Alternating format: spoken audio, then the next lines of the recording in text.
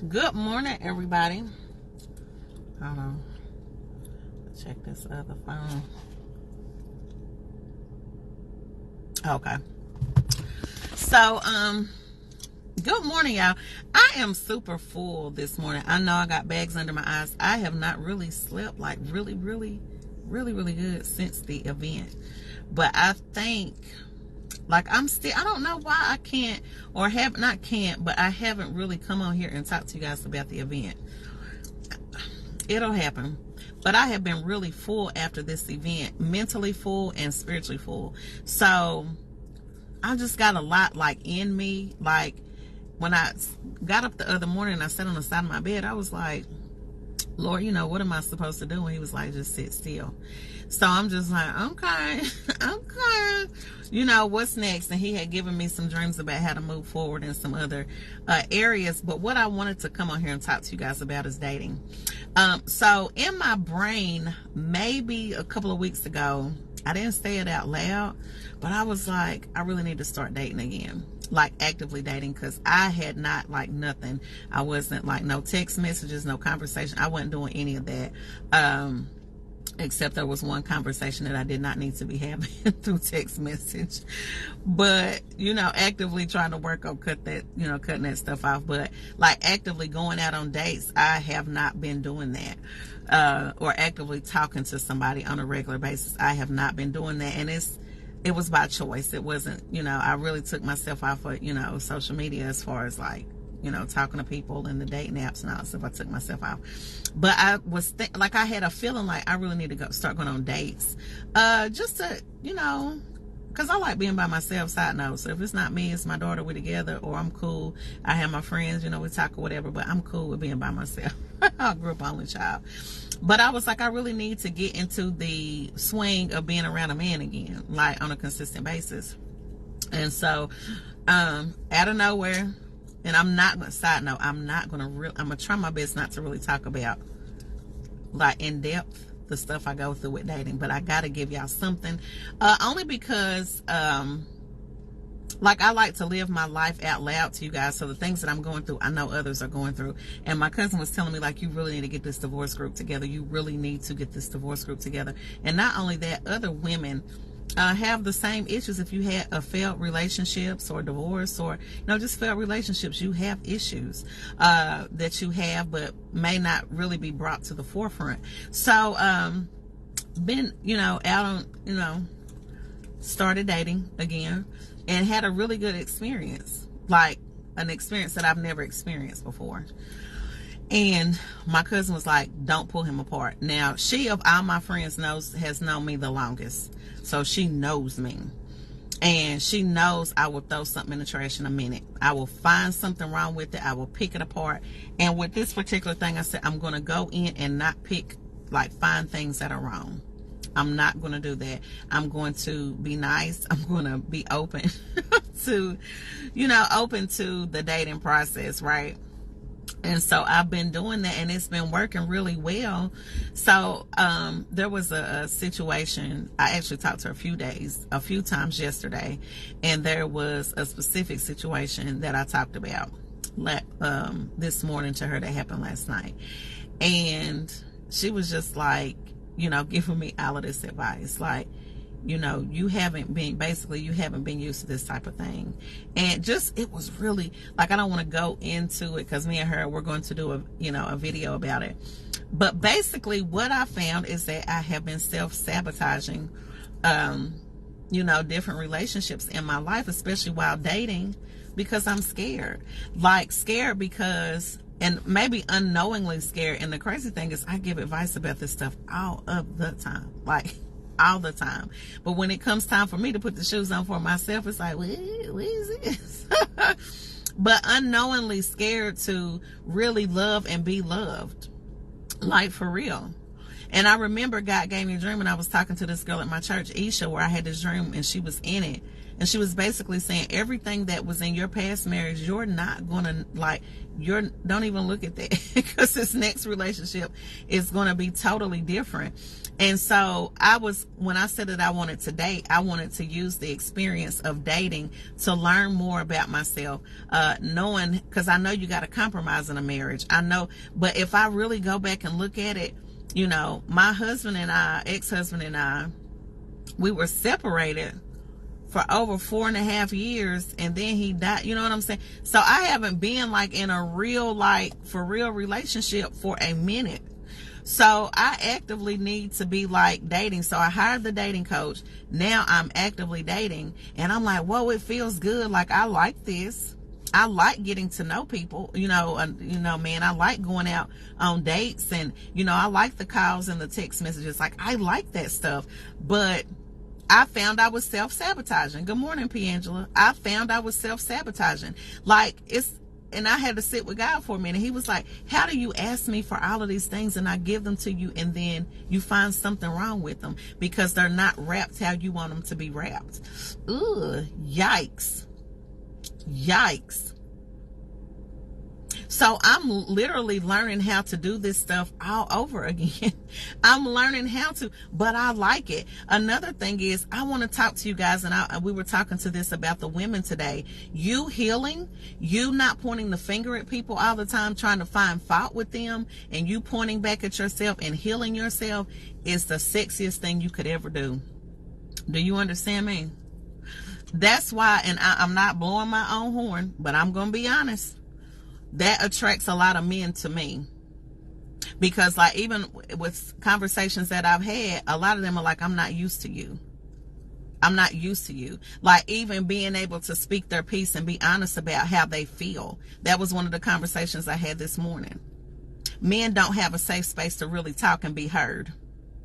They don't have a safe space because women are too busy pointing the finger. You did, you did, you did. You don't do enough of, you don't do enough of. But what about us? What about us? What are we not doing? What are we not doing? And so we literally, I want to live my life as such that I'm going to ask, my cousin going to be honest. Let me tell you something. If I want to know the truth, my friends don't play with me. They don't play with me. And I talked about this during the weekend. I don't want nobody pity patting with me when I'm cause I'm I'm forever wanting to grow. So I want to do my best. Even with my look, my homegirl Kendra was like, Reagan, you need to get it together. You got this platform. You need to start back wearing heels. Find the right thing that's for you. Right. So do something, different with your hair. Change your clothes, enhance yourself. That means more than just the outside. That means your mentality. That means your mindset. Do you know how good, I was telling you, I had a conversation last night, and I was like, wow. And the person had shared some personal things with me, and I was like, men don't have a safe space to be honest about their past relationships and their hurts, and they haven't been heard. They haven't been given a space where women just actively listen to them and their thoughts and their needs and work on them. They don't. And so I didn't take that lightly when this person shared this stuff with me. I didn't take that lightly. And then it in turn made me say, let me call my cousin and tell her what happened.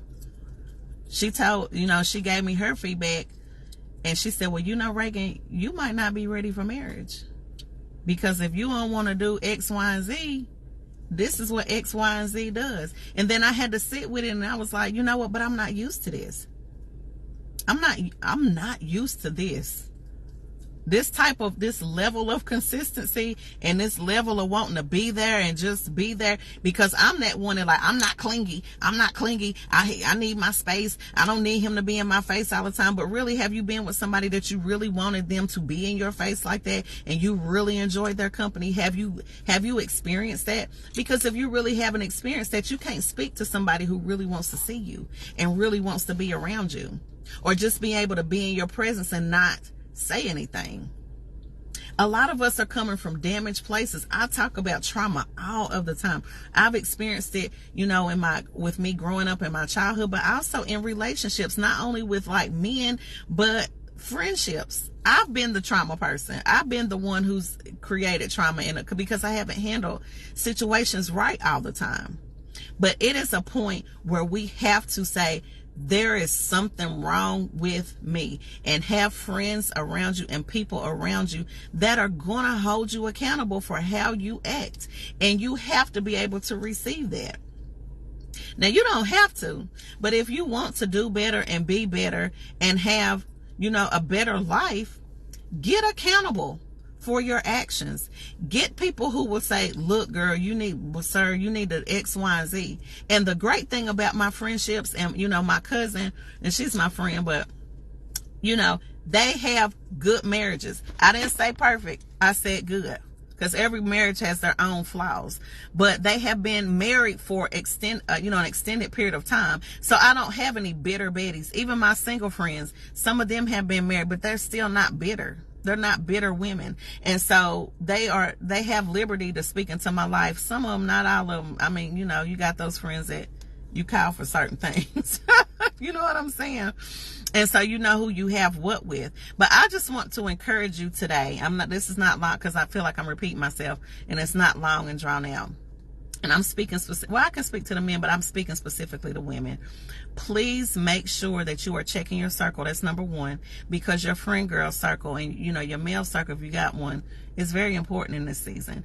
We don't need people to pity pat with us. And if you are serious about getting the things that you are asking God for, you've got to do your part. You have got to work on yourself. You have got to heal those broken places that you don't talk about. You have to. You have to. And I know it's scary. Listen to me. My cousin straight took the cover off of me this morning. Like, I'm thinking, I'm kind of like, girl, X, Y, and Z. She was like, hold up, wait. So you need to, and I was like, oh, she right. I do. And I've literally been self-sabotaging because I don't know what this stuff looks like, even though I asked God for it. This is, and this may not be the person, you know what I'm saying? But I know what I asked God for.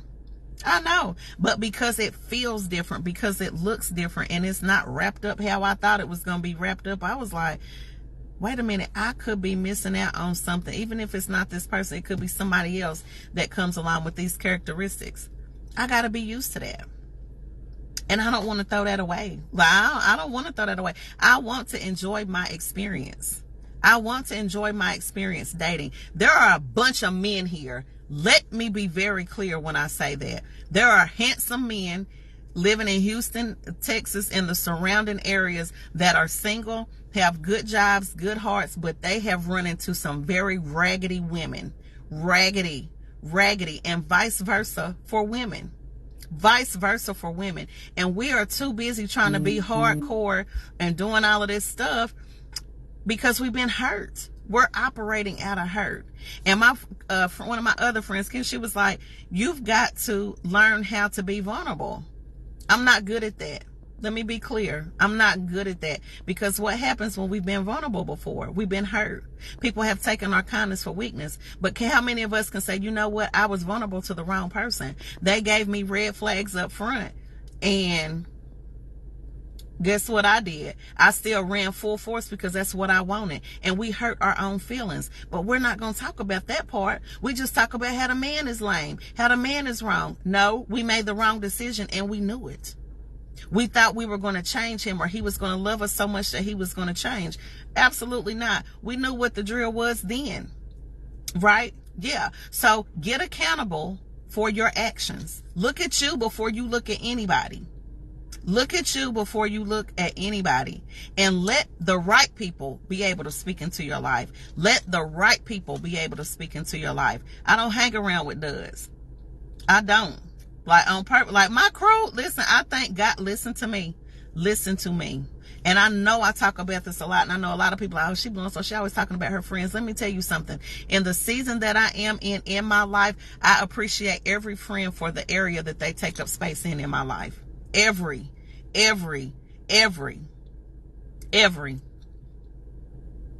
don't want them. Like what Sister Tamika said, like, we don't hang with butter knives. Or no, because you ain't sharpening nothing. I had a conversation with my homegirl Kendra yesterday. Like, I love conversation, and I love intriguing conversation, and I love when people get me, and I love that I can have, like, yeah, we can talk about anything. I love that. I love that, and I love learning stuff every day. And when I talk to my friends, guess what? It's good stuff. And we're learning and we're growing together, man. And we're being accountable together, man. We look good together. Like my homegirl told one of my other homegirls, hey, man, you need to go over and change. I'm going to wait on you. You're going to be late because you're not looking right. You're not looking at your best right now. What other homegirl, listen to me, what other homegirl is going to check your other homegirl like, hey, you're not going with me looking like this? They had to do it to me when we went to Miami because I was still trying to, like, get back to my style. I had this outfit on, girl. They was like, where are you going? Where are you going?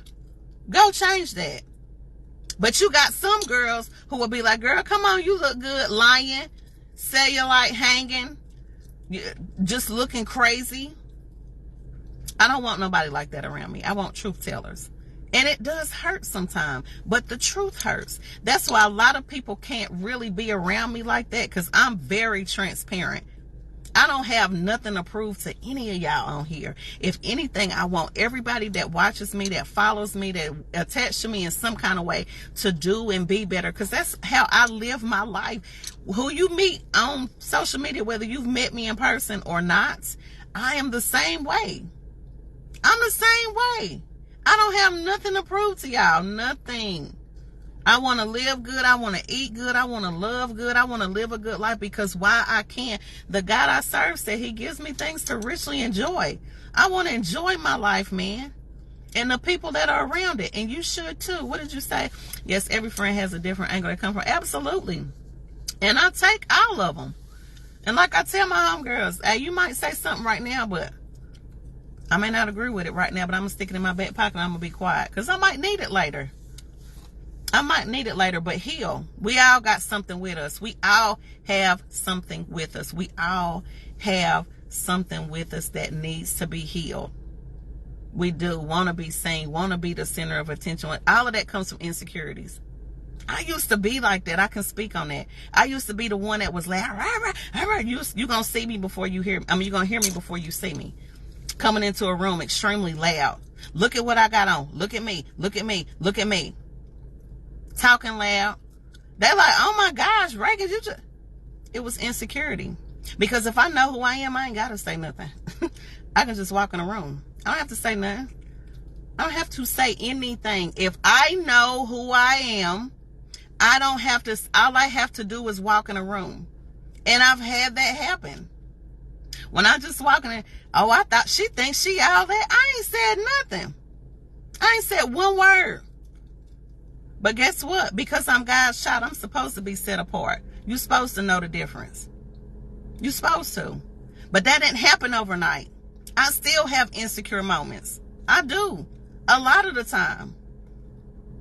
But I know that comes from the enemy too. And I know that causes for me to work on myself some more. Yeah, I'm not just going to be healed one day, and it's over with. No, it's a process. Every day is a process of working on myself. Every day is a process. And as I talk to you guys about my process, guess what? That heals me and it heals you too if you decide to do the work. You're single. You want to be married. You have to work on yourself. You have to have compromise. You have to have people around you that's going to sharpen you up. If you're in the wrong space of an area that does not have like good quality men, you need to move. Or maybe God can, plant you around somewhere else. If you're not thriving where you are, move. There's no way I would have been able to thrive in Knoxville. None. I tapped my ceiling. That was it. It was a ceiling there. I didn't want it. I definitely know wasn't no man there for me. It just wasn't. It wasn't. So anyway, you guys have a blessed day. This is your girl. Listen, work on yourself.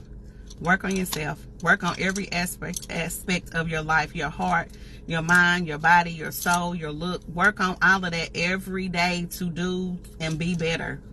That is what's going to attract the men to you. Ask me how I know. Ask me how I know. And gone are the days that we can get on here and talk about stuff and not be it. Like, talk it how you walk it. I don't want to come on here and be a hypocrite. I don't. Am I perfect? No. And I'm going to say that all the time. You're never going to hear me say, oh, Reagan does it right. And you probably done heard something about me. And again, I always say this, believe it quickly. It doesn't matter. And I probably did it. And did it a few times. And enjoyed it. Listen. What I'm going to do is come on here and talk to you, talk to you about it so we can all learn from it and move on, right?